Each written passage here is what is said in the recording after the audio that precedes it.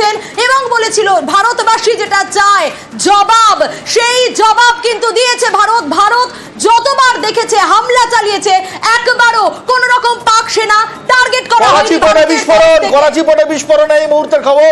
করাচি পোর্টে পরপর 12টা বিস্ফোরণ, পরপর 12টা বিস্ফোরণ করাচি পোর্টে। আমরা যে খবর কিছুক্ষণ আগেও দিচ্ছিলাম, আইএনএস বিক্রান্ত তার থেকে উড়েছে মিগ এবং করাচি পোর্টে পরপর 12টা বিস্ফোরণ পাক সেনাঘাঁটি লক্ষ্য করে। সুতরাং এই যে অল আউট আকাশ, Indian air force, Indian navy, Indian army, তিনটে জায়গা থেকেই অ্যাটাক শুরু হয়ে গেছে। করাচি পোর্টে পরপর বিস্ফোরণ, 12টি বিস্ফোরণ, অল আউট অ্যাটাক করছেন ভারতীয় সেনাবাহিনী। আইএনএস বিক্রান্ত থেকে করাচির পাক সেনাবাহিনীর ঘাঁটিগুলো লক্ষ্য করে একের পর এক দূরপাল্লার ভারী ক্ষেপণাস্ত্র ছুড়ল ভারতীয় নৌবাহিনী।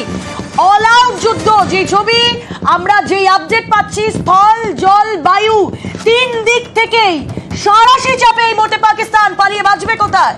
পাকিস্তানের অস্তিত্ব এই পরিস্থিতিতে আগামী দিনে থাকবে কিনা, সেটাই তো লাখ টাকার প্রশ্ন। একদম রুমেলা, একদম পাকিস্তান ঋণ ভারে জর্জরিত, IMF এর ধারের টাকায় সংসার চলে। সেখানে করাচি পোর্ট যদি ধ্বংস করে দেওয়া হয়, লাহোর ইসলামাবাদের বুকে যদি ওইরকম ভাবে বোমা মেরে মারা যায়, তাহলে আগামী দিনে পাকিস্তান আর মাথা তুলে দাঁড়াতে পারবে না। তার উপর পাকিস্তানি জনগণ তারা বিরক্ত সরকারের উপর।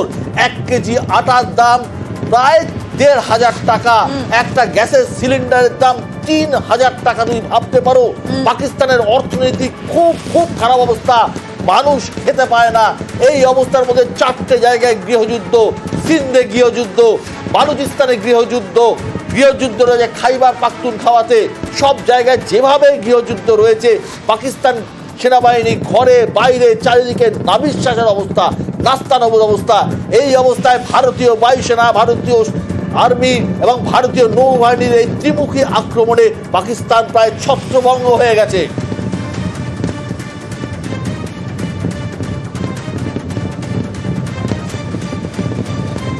এবং ইতিমধ্যেই যে খবর আমরা কিছুক্ষণ আগেও দিচ্ছিলাম, ভারতের নয়াদিল্লিতে, রাজধানী নয়াদিল্লিতে ইন্ডিয়া গেটের আশেপাশে কাউকে ভিড়তে দেওয়া হচ্ছে না।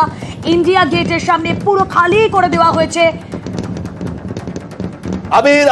আবির রয়েছে দিল্লি থেকে। আবির, দিল্লির চিত্র জানাও এবং আরব সাগরে নৌবাহিনী কতটা, নৌবাহিনীর নৌ ফ্রিগেট তাদের কি অবস্থা, তারা কি করছে। এবং আমরা শুনেছি করাচি বন্দরে পরপর 12টি বিস্ফোরণ ঘটিয়েছে ভারত।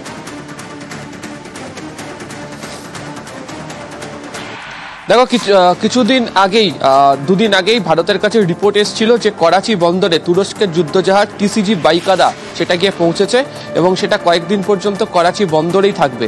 এবং আজকে সকালবেলা দেখতে পাওয়া গিয়েছিল যে পাক প্রধানমন্ত্রীর তরফ থেকে তুরস্কের সাথে কথা বলা হচ্ছিল এবং তারা যাতে পাশে থাকেন এবং পাশে রয়েছেন এই বার্তা নিয়ে চাওয়া হচ্ছিল।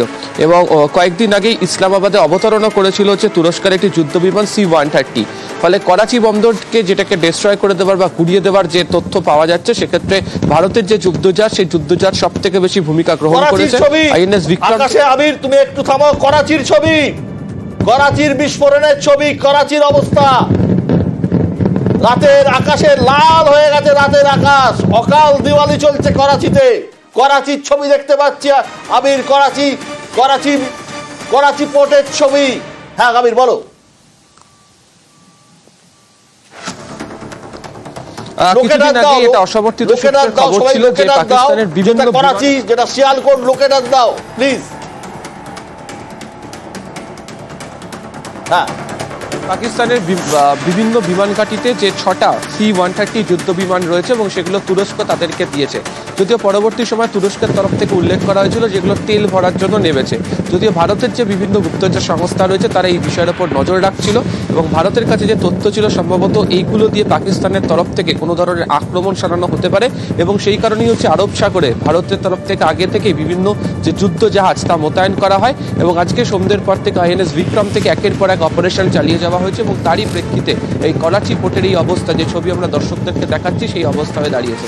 এর পাশাপাশি হচ্ছে যে কচ্ছ, সেই জায়গাতেও ভারতের যে যুদ্ধজাহাজের তরফ থেকে কড়া নজরদারি রাখা হয়েছে এবং সেখানেও একাধিক ভারতীয় বায়ুসেনার যে বিমান তা কার্যত আকাশে চক্কর কাটছে।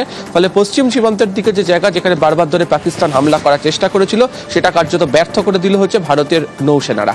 তার মানে আবির তুমি যা বলতে চাইছো, তুরস্কের যুদ্ধ জাহাজ করাচি পোর্টে থাকাকালীন ভারত করাচি পোর্টে অ্যাটাক করলো, অর্থাৎ করাচি পোর্টে অ্যাটাক করে করাচির ছবি লাহোর দেখো আবির, লাহোর দেখো, লাহোর, গোটা লাহোর শহর জ্বলছে, গোটা লাহোর শহর জ্বলছে, গোটা লাহোর শহর জুড়ে লালে লাল লাহোর শহর জ্বলছে, লাহোর শহর ধ্বংস করে দিচ্ছে ভারতের সেনাবাহিনী, গোটা গোটা গোটা লাহোর শহর ধ্বংস করে দিয়েছে ভারতীয় সেনাবাহিনী। और कलमा तैयबा का विद करें। ऐलान ऐलान ऐलान एक जरूरी ऐलान समाअत फरमाएं।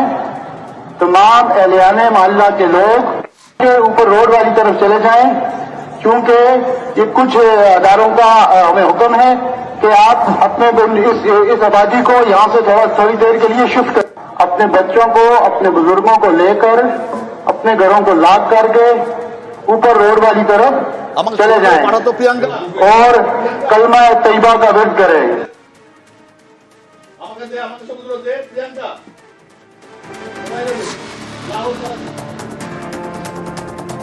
আর এবার যে ছবি আমরা দেখাচ্ছি করাচি পোর্টেও হামলা, যে ছবি আমরা দেখাচ্ছি বিশ্বদা, আকাশ লাল হয়ে গিয়েছে করাচি পোর্টে। আইএনএস বিক্রান্ত, তার থেকে ওরা মিগ, আর তারপরই 8 থেকে 12টা পর পর পর পর হামলা, পর পর বিস্ফোরণের শব্দে কেঁপে উঠেছে করাচি পোর্ট। যেই ছবি আমরা দেখাচ্ছি লাহোরের ছবি দেখালাম। আমি একবার প্লিজ ডেস্ককে বলবো, প্লিজ এটা কারেক্ট করো। আসিফ মুনির না, সম্ভবত আসিফ মুনির, সম্ভবত আসিফ মুনির হবে, ওটা একটু কারেক্ট করে নাও প্লিজ। করাচি, লাহোর, ইসলামাবাদ, সিয়ালকোট আগুনে আকাশ লাল হয়ে গেছে। কোথায় গেলেন সেনা প্রধান? কোথায় গেল আসিফ মুনির, জেনারেল আসিফ মুনির? তিনি কি পালাচ্ছেন? ऐलान ऐलान ऐलान एक जरूरी ऐलान समाअत फरमाएं।